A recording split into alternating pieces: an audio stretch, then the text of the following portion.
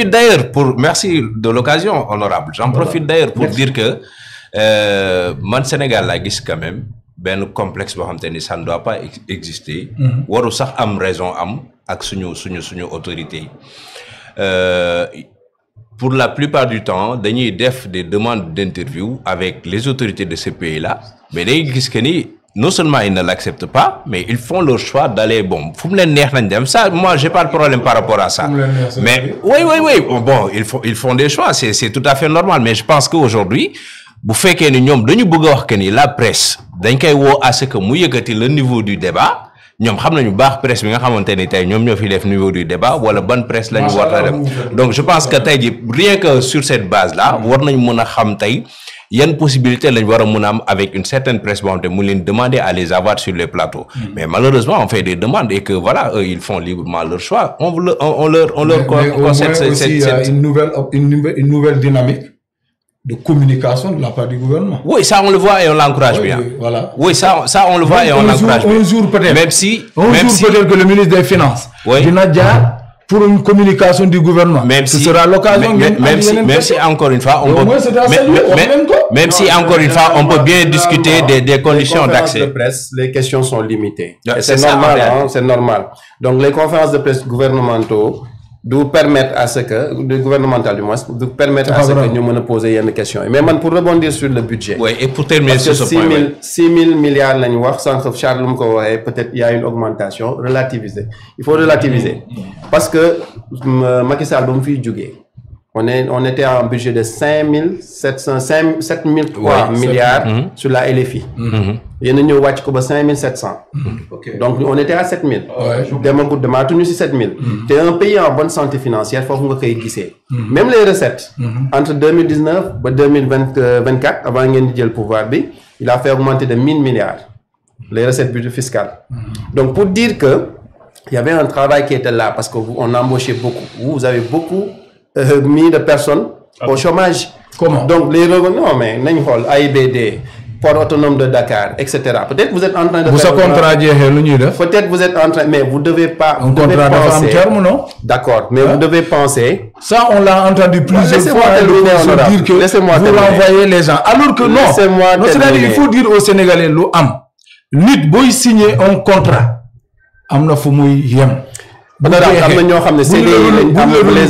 les avez inversés. Ils ont fait des conférences de presse. Peut-être que vous avez de l'État et peut-être aussi que les gens restent chez eux. Je veux dire qu'il n'y a pas eu d'emploi avec Macky Sall. C'est un gros changement. Vous allez ressentir sur vos recettes fiscales, forcément. Absolument. Parce que quand quelqu'un est embauché, il paie de l'impôt sur le revenu, etc. Mais pour vous dire, on relativise toujours les chiffres avec vous. Vous savez pourquoi? Même affaire au Orbi, les recettes minières là, pour dire qu'ils ont eu une hausse de 41%, quelque chose comme ça. 41 milliards. Orbi, beaucoup dans les nouvelles riches fiscales. Attendez, j'arrive. D'accord. J'arrive. 41 milliards ngeen wax mais da ngeen fàtte fi ñu jóge woon ñun dañoo jóge woon ci ay 9 milliards en 2019 2020 ñu dem 23 milliards après ñu dem 29 milliards. Après yéen ngeen wàccaat ba 23 milliards à peu près après ngeen soog a rebondir à 41 milliards. Ça veut dire que la hausse elle est relative de 32%. Et c'était dû à quoi? C'est parce que le cours de l'or ces temps-ci est monté en flèche avec le cours de l'autre minéraux le zircon.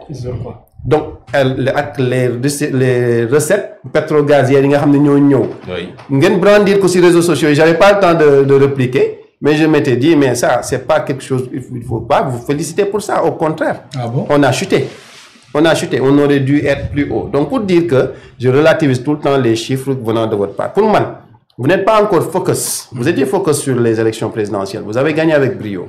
Mais vous n'êtes pas focus sur le développement du Sénégal. Encore une fois. Ah bon? Parce que même les diaspora bonds, il y a amalgame. Sans poser la question, tu n'as pas répondu. Dans 450 milliards, dans APE, ou le diaspora bonds, ou les deux combinés. Il faut que je l'air. De un. De deux, même vous faites que le plan de redressement, il y a milliards étoffé un peu le budget. Vous avez étranglé des Sénégalais. Et si vous commencez à appliquer déjà le paiement en espèces, il y a 1% de droits de timbre que vous avez appliqué. Quand vous avez une espèce B, parce que ni ba ngeen waxee ne da ngeen di dem ci 1,5% à peu près sur le numérique. Les transferts d'argent et les paiements marchands ñu bëri man si ñu ma xam dañ ne woon dañuy bàyyi yooyu wala ñu limiter ko delluwaat ci cash bi ngeen koñ ñu si cash bi encore une fois donc il faut que. C'est vous qui encouragez à aller dans non il faut faire souffler le Sénégalais et comment est-ce que vous pouvez faire souffler le Sénégalais mooy déclaration yooyu amul njëriñ pour man amul njëriñ. mënoon ngeen continuer di travailler avec le FMI am seen 1200 milliards mu étoffé suñu budget continuer l'État c'est une continuité bu ñu waa ji ñëwee ne man je suis à 7000 milliards de francs CFA de budget yéen da ngeen war a viser 10 000 milliards vous devez être ambitieux. Tu sais pourquoi? Mais non tu sais pourquoi on l'a pas fait? Les 7000 milliards là, mais on n'a jamais recouvré ça.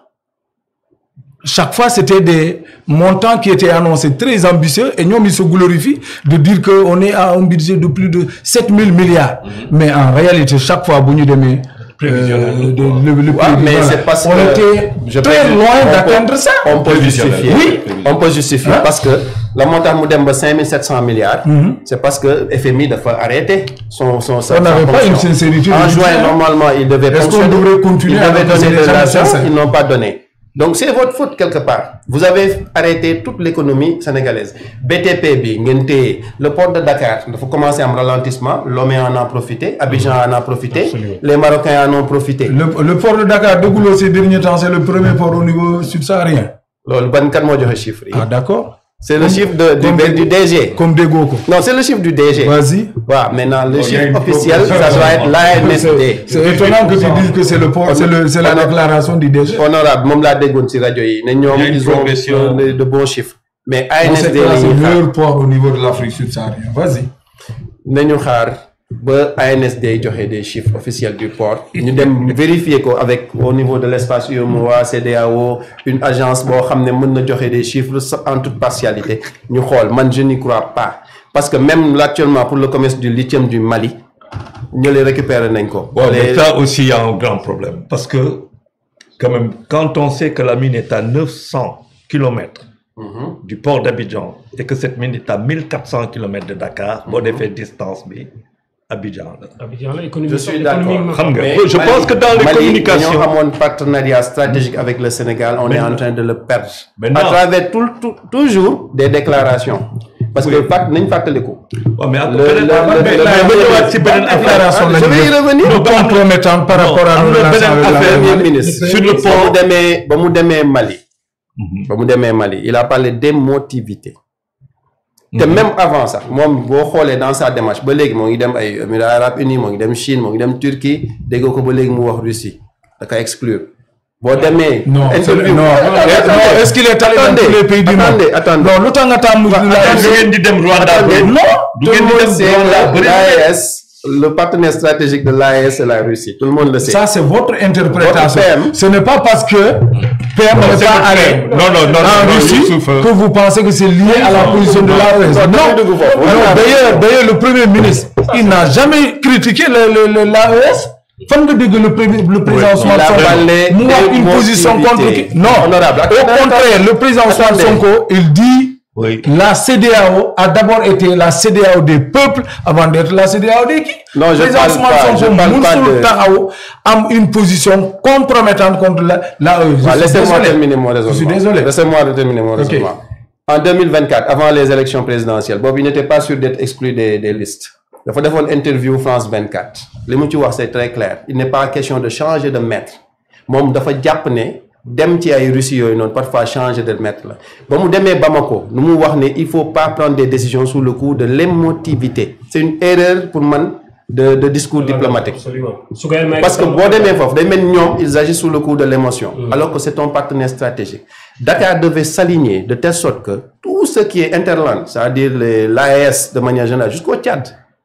Jusqu'au Tchad, on avait des projets d'autoroute, on avait des projets de chemin de fer, on a des projets parce qu'on a des ports secs au niveau de Tambacounda. On devait récupérer tout ce qui est logistique pour l'AES. Donc il faut éviter ces discours-là. Il l'a fait. Depuis l'autre collègue, on sent que les Maliens, les Burkinabés, vous n'avez pas entendu le président Ibrahim Traoré en parlant du Sénégal, de faux patriotes, etc.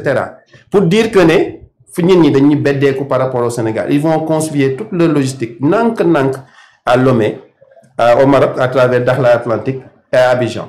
Même Abidjan, il a dit que les Sénégalais sont de faux patriotes. J'ai dit que il n'a pas indexé le Sénégal particulièrement, mais nous d'offrons.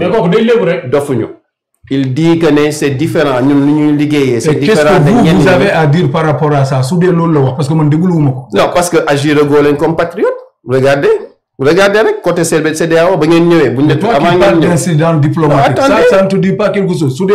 Non, moi, je suis le CEDEAO.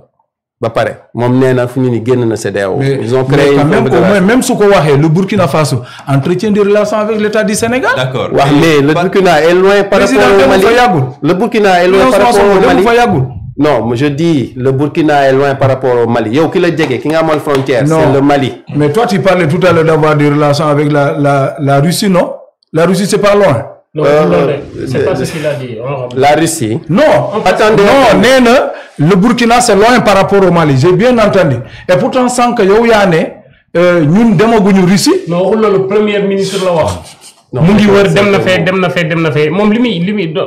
Je vais continuer. Laissez-moi continuer. La Russie, c'est un partenaire stratégique de l'Afrique. De par même le passé. Vous faites référence au passé. Russie m'a dégagé budget pour sortir les pays africains de la domination coloniale. Nous, qu'est-ce que vous Russie m'a colonisé un pays africain. Vous parlez de souveraineté. Mais est-ce que nous avons une relation avec la Russie? On ne l'a jamais dit. Chaque fois que nous commençons à développer... Non, on ne l'a jamais dit, malheureusement. Merci beaucoup. On ne l'a jamais dit. Je suis obligé... Non, quand le président Ousmane Sonko dit que ce n'est pas de se remplacer par un autre, mais il a parfaitement raison. Si nous devrons avoir des ouvertures avec la Russie, c'est pour avoir... la Russie, surtout actuellement. Mais est-ce qu'on s'est fermé à la Russie? Ce n'est pas parce que le président Demoufa, il n'a pas de relation avec la Russie. Nous avons des relations avec tous les pays. D'accord. Vous avez parlé de diversifier les partenaires. Oui. Moi, je vous ouvre une piste. Oui. Parce que nous sommes pas dans... Pourquoi exclusivement la piste de la Russie? Laissez-moi nous avons été en Chine. Nous avons été en Arabie Saoudite. Mais vous n'avez pas décroché grand-chose en Chine. Nulle part. Quoi qu'on en dise. Et puis, l'instant, Macky Sall, il a débuté quelque chose. Les BRICS, ouvrez-vous aux BRICS. Il était dans l'antichambre. Il était présélectionné pour beaucoup de 6 niveaux de Absolument. Ouvrez cette proche-là. Vous parlez de... Est-ce que vous avez écouté la communication du président Diomaye à propos du FMI? Moi, j'écoute toujours. Quand il dit que quand il nous précipite, au moins, nous l'air pour nous xam, bu nekul ñi, au moins nous mëna xam fan la ñuy ki. Non, Lolo, il ne faut pas attendre le FMI. Il faut diversifier. Non, il ne faut pas attendre des déclarations. Non, on n'attend pas. D'accord. On a des relations qui sont là, mais on attend au moins que le FMI réagisse pour nous xam dans la nuit de filtre avec les autres. À part un coup de fil de 2 heures de temps entre le président de la Fédération de Russie, Vladimir Poutine, et notre président Bassirou Diomaye Diakhar Faye, il n'y a pas autre chose. Vous pouvez poser pour au moins s'ouvrir. Parce qu'il faut au moins s'ouvrir. Vous êtes souverain. La diplomatie, ce n'est pas seulement une affaire dans la rue. Il y a le coup de fil. Il y a des missions diplomatiques qui peuvent aller là-bas. Très bien. Sans que vous Alors, honorable, demain nous par rapport maintenant à la mise en accusation de Macky Sall. Gis nañ ni kérok ci semaine bi surtout wax nañ ci